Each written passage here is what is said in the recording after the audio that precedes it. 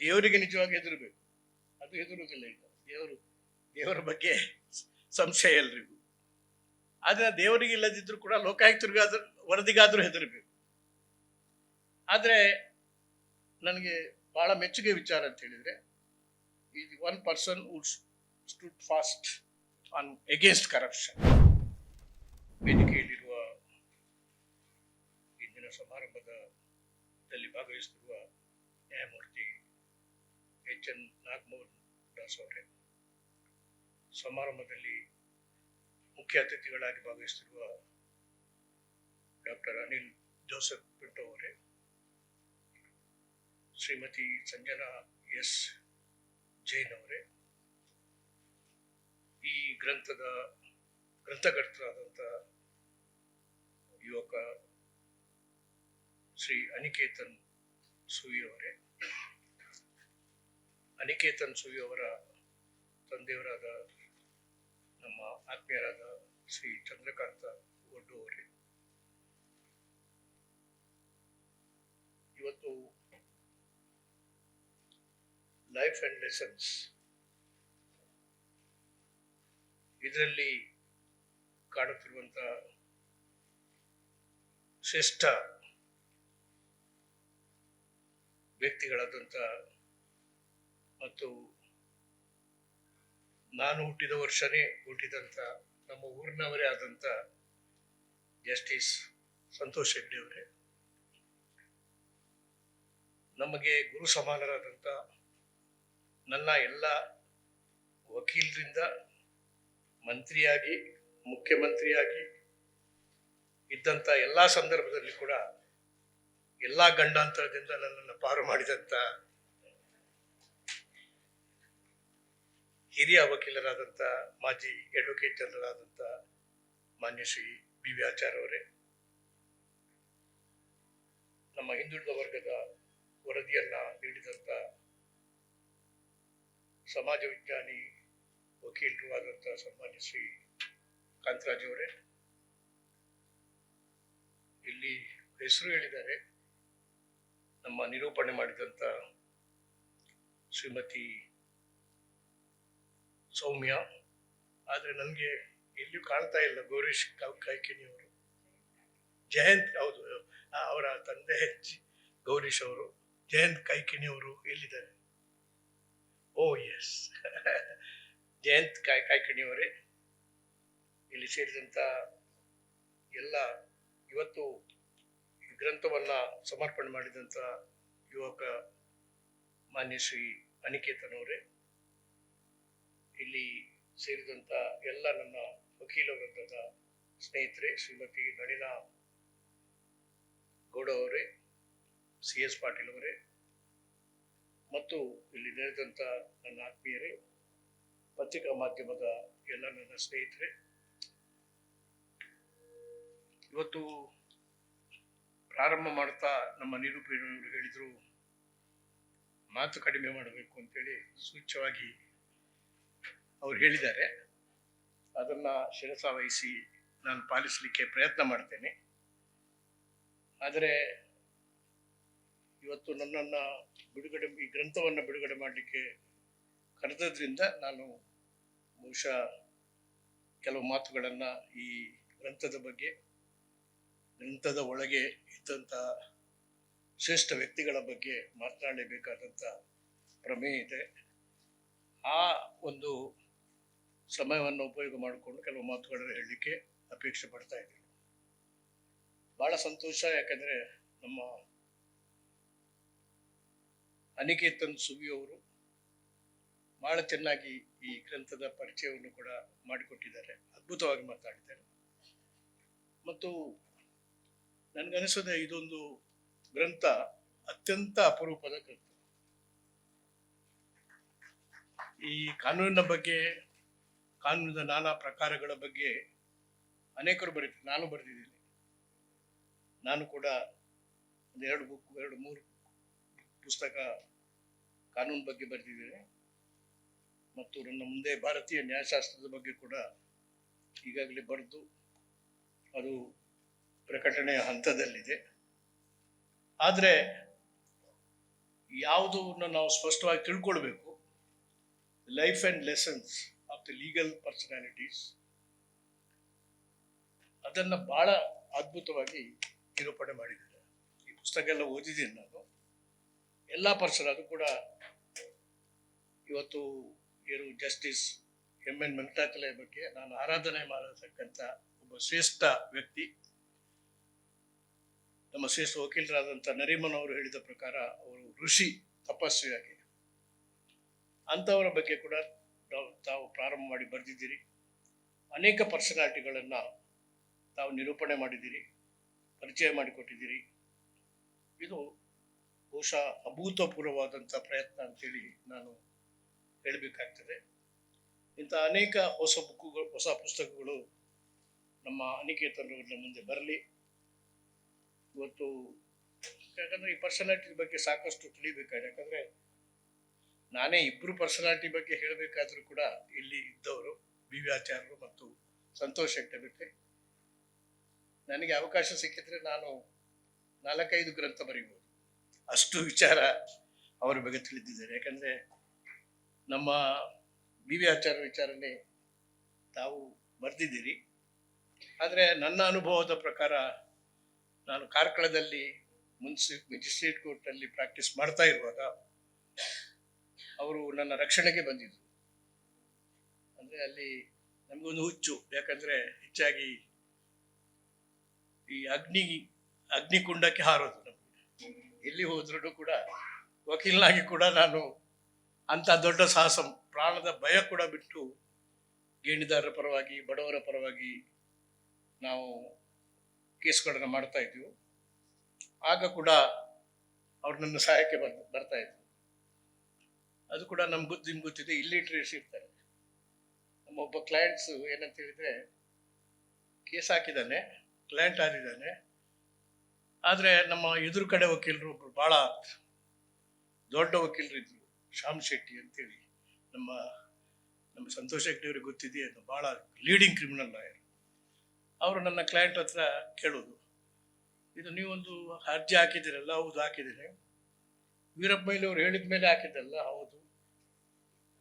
ನೀವೇನು ಅವಳಿಗೆ ಹೇಳಿರಲಿಲ್ಲ? ಹೇಳಿರಲಿಲ್ಲ.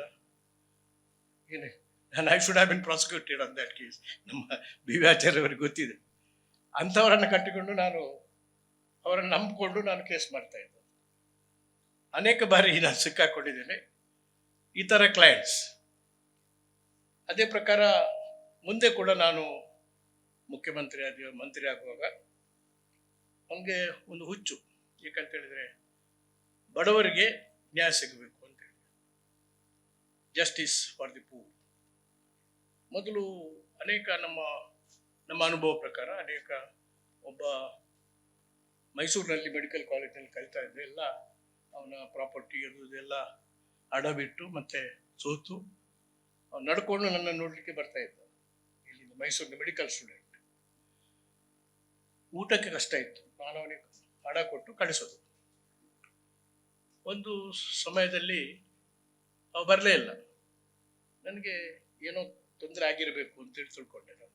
ಮತ್ತೆ ನೋಡ್ಲಿಕ್ಕೆ ಹೋದರೆ ಅವನು ಹ್ಯಾಂಗ್ ಮಾಡಿಕೊಂಡು ಸುಸೈಡ್ ಮಾಡಿಕೊಂಡು. ಯಾಕಂದರೆ ಬದುಕು ಅಷ್ಟು ಕಠಿಣ ಇತ್ತು. ಮೆಡಿಕಲ್ ಡಾಕ್ಟರ್ ಆಗಬೇಕು ಅಂತೇಳಿ ಆಸೆ. ಆಗ ನನಗೆ ಅನಿಸ್ತು, ಇಂಥದ್ದು ಮುಂದೆ ಆಗಬಾರ್ದು ಅಂತೇಳಿ ಕಾಮನ್ ಎಂಟ್ರೆನ್ಸ್ ಟೆಸ್ಟ್ ಅಂತೇಳಿ ಒಂದು, ಬಹುಶಃ ದೇಶದಲ್ಲಿ ಆಗ ಆ ಸಿಸ್ಟಮ್ ಇರಲಿಲ್ಲ. ಇದರ ಸೀಟ್ ಮತ್ತು ನೀಟ್ ಎಲ್ಲ ಆಮೇಲೆ ಆಯಿತು. ಆ ಸಂದರ್ಭದಲ್ಲಿ ನನಗನಿಸು ಒಂದು ಕಾನೂನು ಮಾಡಬೇಕು ಅಂತೇಳಿ. ಅದಕ್ಕೆ ನಮ್ಮಲ್ಲೆಲ್ಲ ಹೇಳ್ತೀವಿ ನಾವು, ಏನಂತ ಹೇಳಿದ್ರೆ, ಭೂತಕ್ಕೆ ಬಿಟ್ಟ ಕೋಳಿ ಅಂತೀವಿ. ನಾನು ಅಂತ ಒಬ್ಬ ಮನುಷ್ಯ. ಅಂದರೆ ಅದು ಇವತ್ತೆಲ್ಲ ನಾಳೆ ಭೂತಕ್ಕೆ ಬಲಿ ಆಗಲೇಬೇಕು. ಅದು ಆ ಥರ ನಾವು, ನಮ್ಮ ಟ್ರೆಡಿಷನ್ ಹಾಗೆ, ಭೂತಕ್ಕೆ ಕೊಟ್ಟ ಕೋಳಿ ಅಂತೀವಿ. ನಾನು ಅದಕ್ಕೆ ಅದನ್ನು ಮಾಡಿದೆ, ಕಾಮನ್ ಎಂಟ್ರೆನ್ಸ್ ಟೆಸ್ಟು. ಅದು ಮುಂದೆ ಕೋರ್ಟಲ್ಲಿ ಏನಾಗ್ತದಂತ ಅದನ್ನು ಆಲೋಚನೆ ಮಾಡಿರಲಿಲ್ಲ. ಆದರೆ ಸ್ಥಳೀಯವಾಗಿ ಸಾಕಷ್ಟು ವಿರೋಧ ಬಂತು. ಒಬ್ಬ ಮೆಡಿಕಲ್ ಕಾಲೇಜ್ ಓನರ್ ಹೇಳಿದ, ನಮ್ಮ ಒಬ್ಬ ಸಂಬಂಧಿಕರು ಅವ್ರ ಮಗಳಿಗೆ ಮದುವೆಗೆ ಇನ್ವಿಟೇಷನ್ ಕೊಟ್ಟರೆ ಅವ್ರಿಗೆ ಗೊತ್ತಿತ್ತು ಅವರು ನಮ್ಮ ದೂರದಲ್ಲಿ ಸಂಬಂಧ ಅಂತೇಳಿ. ಅದಕ್ಕೆ ಅವ್ರು ಹೇಳಿದರು, ವೀರಪ್ಪ ಮೊಯ್ಲನ್ನು ಎದುರಿಗೆ ಬಂದರೆ ಅದನ್ನು ಹಿಚ್ಚಕ್ಕಿ ಬಿಡಬೇಕು ಅಂತೇಳಿ ಮನಸ್ಸಾಗ್ತದೆ ಅಂತೇಳಿ. ಬಹುಶಃ ಎದುರಿಗೆ ಸಿಕ್ಕಿದ್ರೆ ಅದೇ ನಡೀತಾ ಇತ್ತು. ಆದರೆ ಅದರ ಬಗ್ಗೆ ಸುಪ್ರೀಂ ಕೋರ್ಟಿಗೆ ಕೇಸ್ ಹೋಯಿತು. ನಮ್ಮ ಅಡ್ವೊಕೇಟ್ ಜನರಲ್ ಬಿ ವಿ ಆಚಾರ್ಯ, ನಾನು ಹೇಳಿದೆ ದೊಡ್ಡ ದೊಡ್ಡ ಅಡ್ವೊಕೇಟ್ಸ್ಗಳೆಲ್ಲ ಮಾಡೋಣ, ನಾವು ವಿಲ್ ಫೈಟ್ ಅವರ್ ಇಶ್ಯೂಸ್ ಅಂತೇಳಿ. ಆದರೆ ಯಾರು ದೊಡ್ಡ ದೊಡ್ಡ ಹೆಸರು ಹೇಳಲಿಕ್ಕೆ ಹೋಗುದಿಲ್ಲ. ನಾನು ಸುಪ್ರೀಂ ಕೋರ್ಟಿಗೆ ಪ್ರಾಕ್ಟೀಸ್ ಮಾಡಿದಂಥ ಅಡ್ವೊಕೇಟ್ಸು ಯಾರು ನನ್ನ ಕೇಸ್ ಅಂದರೆ ಈ CET ಬಗ್ಗೆ ನಮ್ಮ ಕರ್ನಾಟಕ ಸರ್ಕಾರದ ಕೇಸನ್ನು ತಗೊಳ್ಳಿಕ್ಕೆ ಮುಂದೆ ಬರಲಿಲ್ಲ.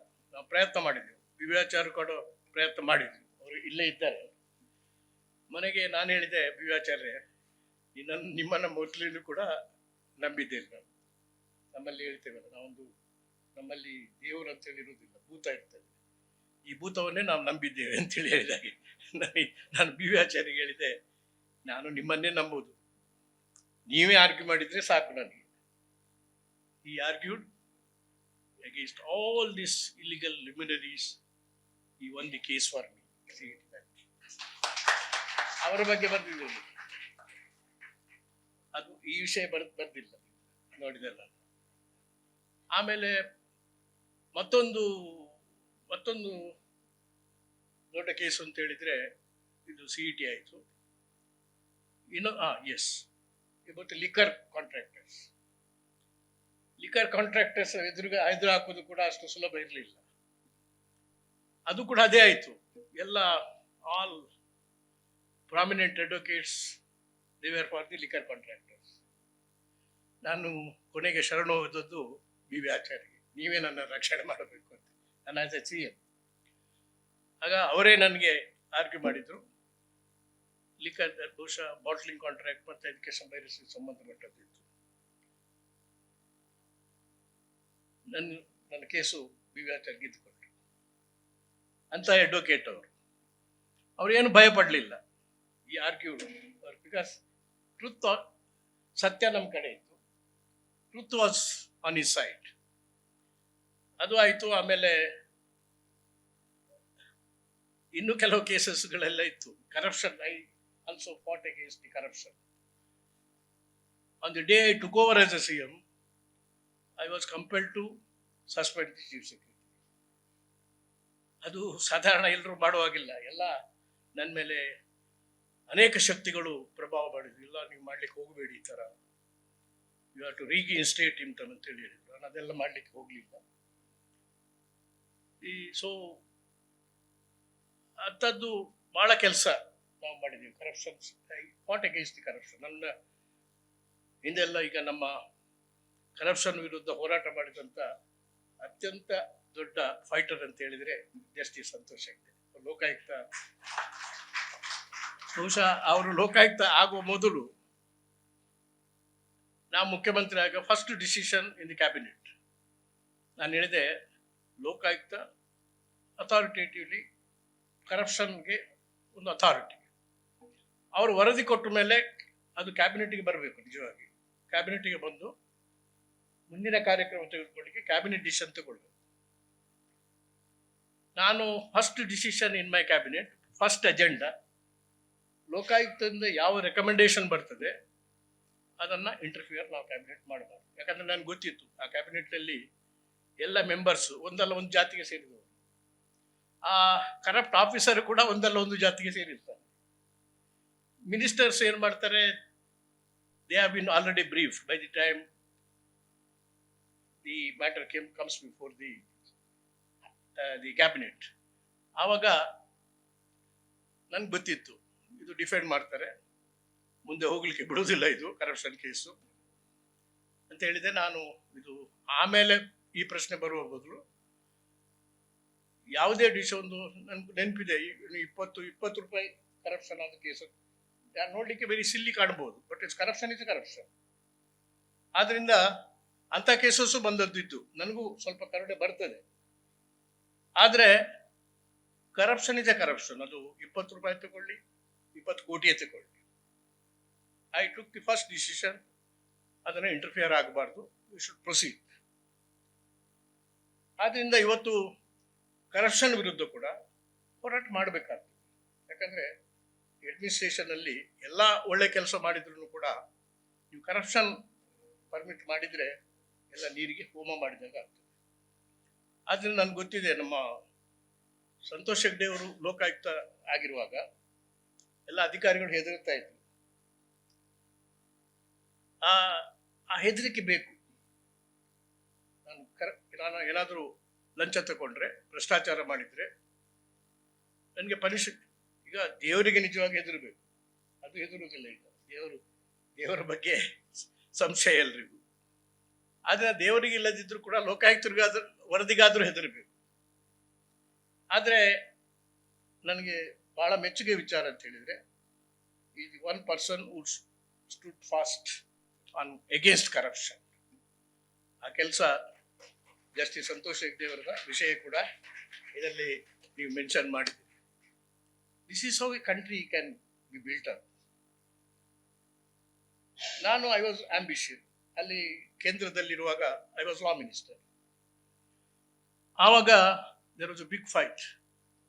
ನಿಮ್ಗೆ ಗೊತ್ತಿದೆ, ಈ ಎಗೇನ್ಸ್ಟ್ ಕರಪ್ಷನ್ ಲೋಕ್ಪಾಲ್ ಬಿಲ್ ತರಬೇಕು. ಅದು ಬಹಳ ವರ್ಷದಿಂದ ತರಬೇಕು ಅಂತೇಳಿ ಪ್ರತಿ ಸರ್ಕಾರ ಆಗಾಗ ಆಲೋಚನೆ ಮಾಡ್ತಾ ಇತ್ತು, ತರಲಿಕ್ಕೆ ಆಗ್ತಾ ಇರಲಿಲ್ಲ.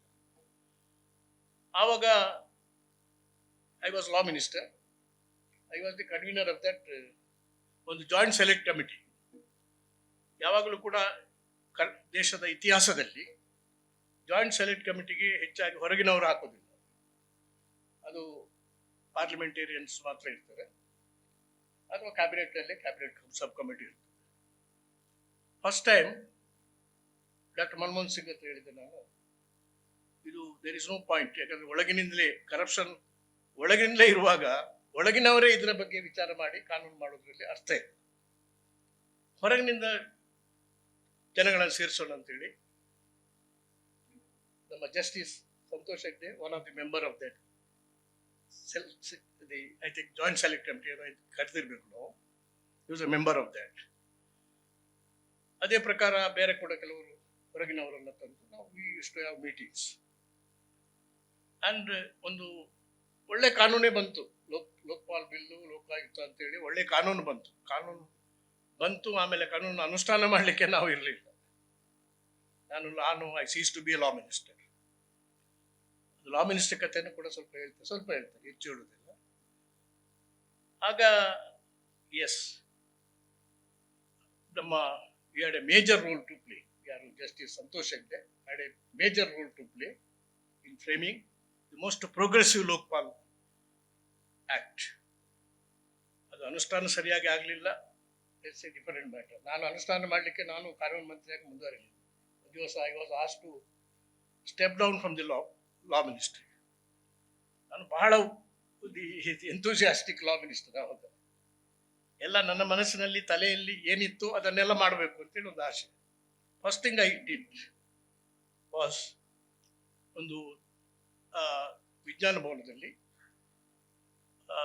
ಎಲ್ಲ chief justices of the high court, ಆಗ ಜುಡಿಷಿಯರಿಯಲ್ಲಿ ಬಹುಶಃ ತಾವಿದ್ದೀರ, ಗೊತ್ತಿದ್ದ ನೆನಪಿಲ್ಲ. ಆಮೇಲೆ the all legal luminaries of the country, chief justice of the supreme court, ಆಮೇಲೆ judges of the supreme court, ಮತ್ತು ಎಲ್ಲ vice chancellors of the law universities, ಇವ್ರದೆಲ್ಲ ಒಂದು 2 days ವರ್ಕ್ಶಾಪ್ ನಾವು ಕಳೆದೆ. ಅಂದರೆ ಬೇರೆ ಬೇರೆ ಕಮಿಟೀಸನ್ನು ಮಾಡಿದೆವು. ಬಿಕಾಸ್ ಮೋಸ್ಟ್ ಪ್ರೋಗ್ರೆಸಿವ್ ರಿಪೋರ್ಟ್ ಬಂತು. ಅದ ರಿಪೋರ್ಟ್ ಎಲ್ಲ ಅದನ್ನು ಅದೆಲ್ಲ ಪರ್ಹ್ಯಾಪ್ಸ್ ನಾನು ಆಲೋಚನೆ ಮಾಡಿದಾಗೆ ಅದು ಆ ಪ್ಲ್ಯಾನ್ ಏನು ಆ್ಯಕ್ಷನ್ ಪ್ಲ್ಯಾನ್ ಏನಾಯಿತು, ಅದರ ನಾವು ಬಯಸಿದಾಗೆ ಆಗಿದ್ದರೆ 2 days ವರ್ಕ್ಶಾಪ್ನಲ್ಲಿ ಜುಡಿಷಿಯಲ್ ಅಕೌಂಟಬಿಲಿಟಿ ಬಿಲ್ಲು ಬಂತು, ಕೊಲೆಜಿಯಂ ಸ್ಥಾಪನೆಯ ಬಗ್ಗೆ ಕೂಡ ಬಂತು, vision statement and action program ಕೂಡ ಮಾಡಿದೆವು. ಮೆನಿ ಇನಿಷಿಯೇಟಿವ್ ಲಿಟಿಗೇಷನ್ ಪಾಲಿಸಿ ಮಾಡಿದೆವು on 31st December 2009 with a view to ensure conduct of responsible litigation by central government and the urges every state government to evolve similar programs. Society for Delivery of Justice and Law Reforms ಅಂತೇಳಿ ಅದನ್ನು ತಂದೆವು. National litigation policy ತಂದೆವು. The law commission and other recommendations ಏನು ಮಾಡಬೇಕು ಅಂತೇಳಿ. Every high court should have a small department of experienced officers who can be asked to take up the old cases and find out why they are not ripe, what defects they have to be cured. ಇದೆಲ್ಲ ತಂದೆವು ನಾವು. Club cases into groups and subgroups containing identical issues. Prepare a brief resume of facts and issues raised. Focus of human resource development.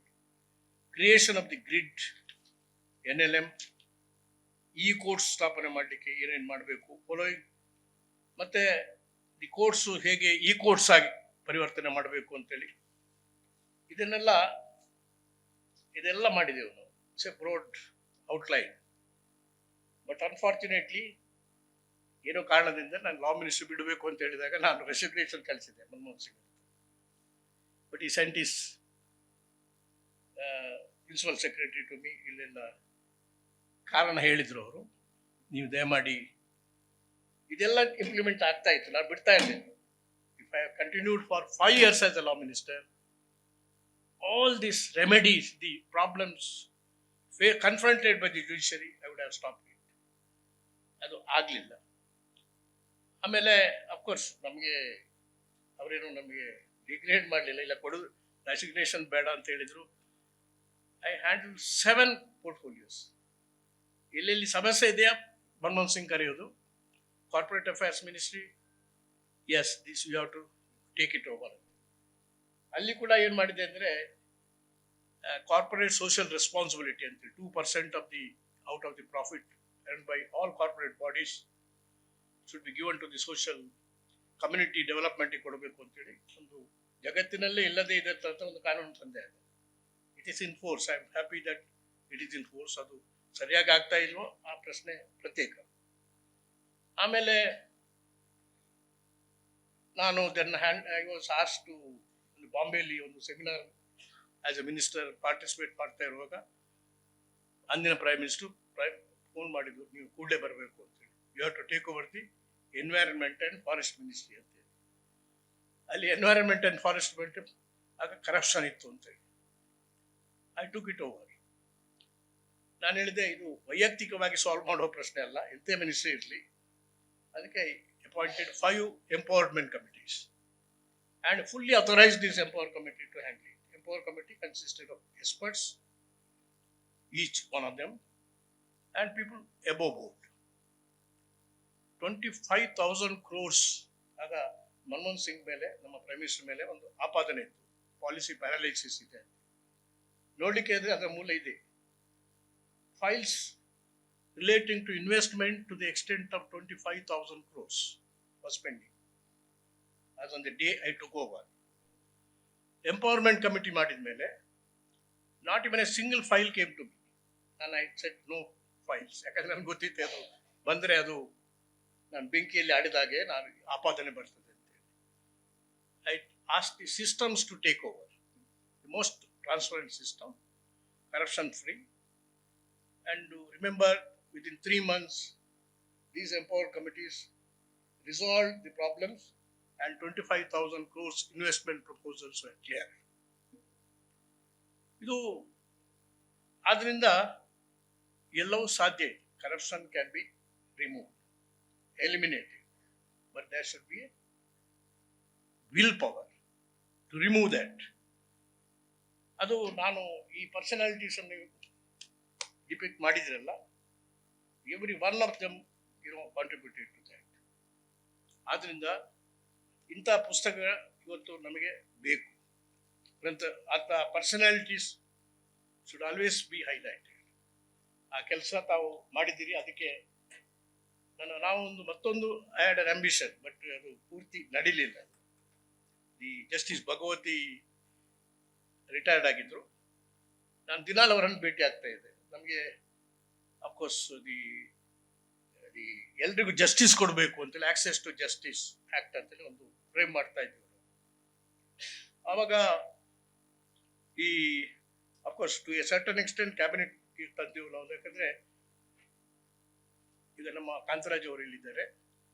ಬೇರೆ ಬೇರೆ reservation ಬೇರೆ ಬೇರೆ ವರ್ಗಕ್ಕೆ ತರಬೇಕು ಅಂತೇಳಿ ಅದನ್ನು ತರಬೇಕು ಅಂತ. ಆದರೆ ನಾನು ಅದಕ್ಕಿಂತ ಒಂದು ಸ್ಟೆಪ್ ಮುಂದೆ ಹೋಗಿ ಈಕ್ವಾಲಿಟಿ ಕಮಿಷನ್ ಆ್ಯಕ್ಟ್ ತರಬೇಕು ಅಂತಂದರೆ ಇದರ ಜಾತಿ ಮತ ಭೇದ ಯಾವುದು ಕಾಣೋದಿಲ್ಲ, ಎಲ್ರಿಗೂ ಜಸ್ಟಿಸ್ ಕೊಡತಕ್ಕಂಥ ಒಂದು ಯೂನಿಫಾರ್ಮ್ ಆ್ಯಕ್ಟ್ ತರಬೇಕು ಅಂತೇಳಿ ನನ್ನ ಅಂಬಿಷನ್ ಇತ್ತು. We drafted it, cabinet approved it, but of course with some modification which is not desirable.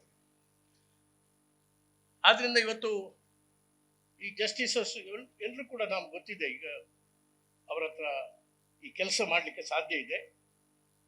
They should be allowed. Even ministers who want to do, they should be allowed.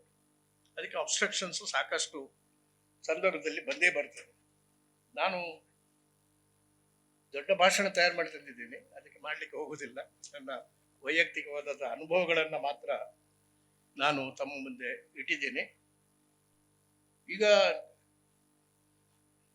ಹೊಟ್ಟೆ ಹಸಿವು, ಜ್ಞಾನದ ಹಸಿವು, ನ್ಯಾಯದ ಹಸಿವು, ಈ ಮೂರು ಹೆಜ್ಜೆ ಗುರುತುಗಳನ್ನು ನಾವು, ಈ ನ್ಯಾಯ ಎಲ್ರಿಗೂ ಸಿಗಬೇಕು. ನ್ಯಾಯವನ್ನ ಅಪೇಕ್ಷೆ ಮಾಡಿದವರು, ಬದುಕಿನಲ್ಲಿ ಬವಣೆಯನ್ನು ಅನುಭವಿಸಿದವರು, ಸಮುದಾಯ ಇರಬಹುದು ಅಥವಾ ಕೆಲವು ವ್ಯಕ್ತಿಗಳಿರ್ಬೋದು, ಇವುಗಳ ಸಾಧನೆ ಹೆಜ್ಜೆಯಲ್ಲಿ ಯಾರೊಂದಿಗೂ ಎಲ್ಲಿಯೂ ಎಂಥ ಕಠಿಣ ಸಂದರ್ಭದಲ್ಲಿಯೂ ಒಪ್ಪಂದ ಮಾಡಿಕೊಳ್ಬಾರ್ದು. This is how our society has to march forward. ಆದ್ರಿಂದ ಅಂತ ಹೆಜ್ಜೆ ಗುರುತುಗಳನ್ನು ಹಾಕಿದಂತ ಅಂತ ಕೆಲವು ಸಮುದಾಯದಲ್ಲಿ ಒಂದಂತ ಜಲಚಿಹ್ನೆಗಳನ್ನ, ವಾಟರ್ ಮಾರ್ಕ್ಸ್ಗಳನ್ನ ಹಾಕಿದಂತ ವ್ಯಕ್ತಿಗಳನ್ನ ತಾವು ರೂಪಿಸಿದ್ದೀರಿ. I salute you. ಅದು ಆ ಆದರ್ಶ ಜನತೆಯಲ್ಲಿ ಬರಬೇಕು. ಬರೀ should not be only talked about. ಇದು ಮಾತನಾಡುವ ಸಬ್ಜೆಕ್ಟ್ ಮಾತ್ರ ಆಗಬಾರ್ದು. We should live, the society should live in that environment will have to be created. ನಾನು ಅದಕ್ಕೆ ಇದೆಲ್ಲ ನಾನು ಅಡ್ಮಿನಿಸ್ಟ್ರೇಷನ್ನಲ್ಲಿ ಆಸ್ ಅನ್ ಅಡ್ವೊಕೇಟ್ ಕೆಲವು ಸಾಧನೆ ಮಾಡಲಿಕ್ಕೆ ಆಯಿತು, ಸಾಧನೆ ಮಾಡಲಿಕ್ಕೆ ಆಗಲಿಲ್ಲ. ನಾನು as A poet, this poet in me step in. ಯಾಕಂದರೆ ನಾಗರಿಕತೆ ಇರ್ತದೆ, ಸಿವಿಲೈಸೇಷನ್ ಅಥವಾ ಇತಿಹಾಸ ಇರ್ತದೆ. ಇದು ಜನರನ್ನ ಮನಸ್ಸನ್ನು ಜೋಡಿಸುವುದಿಲ್ಲ, ಹೃದಯವನ್ನು ಜೋಡಿಸುವುದಿಲ್ಲ, ದೇಶವನ್ನ, ಜನಗಳನ್ನ, ಸಮುದಾಯವನ್ನ ಜೋಡಿಸುವುದಿಲ್ಲ. ಕ್ಲಾಶಸ್, ಸಂಘರ್ಷ ಇದು ಸಾಕಷ್ಟು ಆಗ್ತದೆ. ಆದರೆ ನಾನೆಲ್ಲ 3 ಮಹಾಕಾವ್ಯ ಬರೆದ ಮೇಲೆ ರಾಮಾಯಣ, ಮಾನ್ವೇಷಣ, ನನ್ನ ಆದರ್ಶಗಳನ್ನೆಲ್ಲ ಅಲ್ಲಿ ಹಾಕಿದ್ದೇನೆ. ಏನು what I could not achieve physically as minister, as advocate, ನಾನು ಅದನ್ನ at least let me speak about it through my EPIC poems ಅಂತೇಳಿ ರಾಮಾಯಣ ಮಾನ್ವೇಷಣಂ ಬರೆದೆ. ಮಹಿಳಾ ಹೋರಾಟದ ಬಗ್ಗೆ ಸಿರಿಮುಡಿ ಪರಿಕ್ರಮ ಅಂತೇಳಿ ದ್ರೌಪದಿಯ ಬಗ್ಗೆ, ಮಹಾಭಾರತದ ದ್ರೌಪದಿಯ ಬಗ್ಗೆ ಬರೆದೆ ಮಹಾಕಾವ್ಯ. ಮತ್ತೆ ಶಾಂತಿ ಇಲ್ಲ ಅಂತೇಳಿ ಅಂತರ್ಥ ಮನಸ್ಸು ಅದು ಸ್ಯಾಟಿಸ್ಫೈ ಆಗಬೇಕಾದ್ರೆ ಶ್ರೀ ಬಾಹುಬಲಿ ಅಹಿಂಸಾ ದಿಗ್ವಿಜಯಂ ಅಂತೇಳಿ ಅದೊಂದು ಮಹಾಕಾವ್ಯ ಬರೆದ್ರು ನನಗೆ. But I have no rest at all. ನನ್ನ ರೆಸ್ಟ್ಲೆಸ್ ಮನಸ್ಸು ಅಲ್ಲಿ ನಿಲ್ಲಿಲ್ಲ, ಶಾಂತಿ ಸಿಗಲಿಲ್ಲ. ಮತ್ತೆ ಒಂದು ಆಲೋಚನೆ ಮಾಡಿದೆ, ಏನು ಮಾಡೋದು. ಅಲ್ಟಿಮೇಟ್ಲಿ ಇದು ಕಲ್ಚರ್, ಸಿವಿಲೈಸೇಷನ್, ಹಿಸ್ಟ್ರಿ.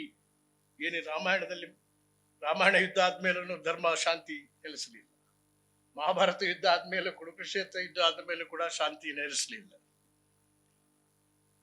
ಅದಕ್ಕೆ it's the culture which can bind the hearts together, soul together.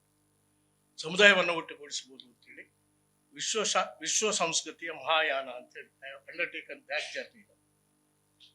So first volume ಆಯಿತು, ಸೆಕೆಂಡ್ ವಾಲ್ಯೂಮ್ ಆಯಿತು, ಥರ್ಡ್ ವಾಲ್ಯೂಮ್ ಆಯಿತು. ಈಗ I have return the 4th volume which will be ready for release after 6 months. ಆಮೇಲೆ final volume ಅಂದರೆ ಜಗತ್ತು ಇಂದು ಹೇಗಿದೆ, ಮುಂದೆ ಹೇಗೆ ಅದು ನಾನಾ ಕ್ಷೇತ್ರಗಳಲ್ಲಿ ಅದು ಬೆಳಗಬೇಕು, ಆ ಸಂಸ್ಕೃತಿ ಹೇಗೆ ಬರಬೇಕು ಅಂತೇಳಿ, ನಾನಾ ಬಹುಮುಖವಾದಂಥ ಸಂಸ್ಕೃತಿ ಅದು ಬಿಂಬಿಸಬೇಕು ಎಂಬ ರೀತಿಯಲ್ಲಿ ಇದು I think the 5th volume will depict that will book next month. ಆದ್ರಿಂದ ಇವರೆಲ್ಲ ಈ ನೀವು ಪಿಕ್ಚರ್ಸ್ ಏನು ಕೊಟ್ಟಿದ್ದೀರಿ ಇದರಲ್ಲಿ, which includes B V Achar, which includes justice Santosh Hegde and which includes Kantharaj, ಇದು ಇವರ ಡ್ರೀಮ್ಸ್ ಫುಲ್ಫಿಲ್ ಆಗಬೇಕಾದ್ರೆ we should learn them and take our steps forward. ಈ ಕೆಲಸ ಮಾಡತಕ್ಕಂಥ ಒಂದು ಅದ್ಭುತವಾದಂಥ ಪುಸ್ತಕ ತಂದದ್ದಕ್ಕೆ ನಮ್ಮ ನಮ್ಮ ಅನಿಕೇತನ್ ಸೂಯಿ ಅವರಿಗೆ ನಾನು ಅಭಿನಂದನೆ ಕೊಡ್ತೇನೆ. ಅವರ ತಂದೆ ಚಂದ್ರಕಾಂತ್ ಅವಡ್ಡು ಅವರು ಒಂದು ಸಮಾಜಮುಖಿ ಅಂತೇಳಿ ಮಂತ್ಲಿ ಅಲ್ಲ ಮಂತ್ಲಿ ಮ್ಯಾಗ್ಝಿನ್ ತರ್ತಾ ಇದ್ದಾರೆ. ಅದ್ಭುತ ಆರ್ಟಿಕಲ್ಸ್ ಬರೆದಿದ್ದಾರೆ. ನಾನು ನೋಡ್ತಾ ಇದ್ದೇನೆ ಅದನ್ನ, ನಾನು ಬಹಳ ಸೂಕ್ಷ್ಮವಾಗಿ ಬರ್ತೇನೆ. ಅವ್ರು ಮೊನ್ನೆ ಮನೆಗೆ ಇನ್ವಿಟೇಷನ್ ತಗೊಂಡು ಬಂದಾಗ I ಕೆಪ್ that in my main table. ಆ ಪುಸ್ತಕ ಸಮಾಜಮುಖಿ ಬಹಳ ದಿ ಹಾರ್ಟ್ ರೆಂಡಿಂಗ್ ದಿ ಬುಕ್. ಅಂಥವರ ಮಗ ಅವರು ಆದರ್ಶರಾಗಿ ಇರಬೇಕಾಗ್ತದೆ. ಚಂದ್ರಕಾಂತ ಭಟ್ಟು ಆದರ್ಶ ವ್ಯಕ್ತಿತ್ವ, ಅವರ ಮಗ ಕೂಡ ಅದಕ್ಕೆ ಅದೇ ಆದರ್ಶವನ್ನು ನೋಡ್ಕೊಂಡು ಬಂದಿದ್ದಾರೆ. ಎಲ್ಲರೂ ಓದಬೇಕಾದಂಥ picture. More of such books should come and it should be published ಅಂತೇಳಿ ನಾನು ಹಾರೈಸಿ ಬಹಳ ಸಂತೋಷದಿಂದ ಈ ಪುಸ್ತಕವನ್ನು ಬಿಡುಗಡೆ ಮಾಡ್ತೇನೆ. Thank you.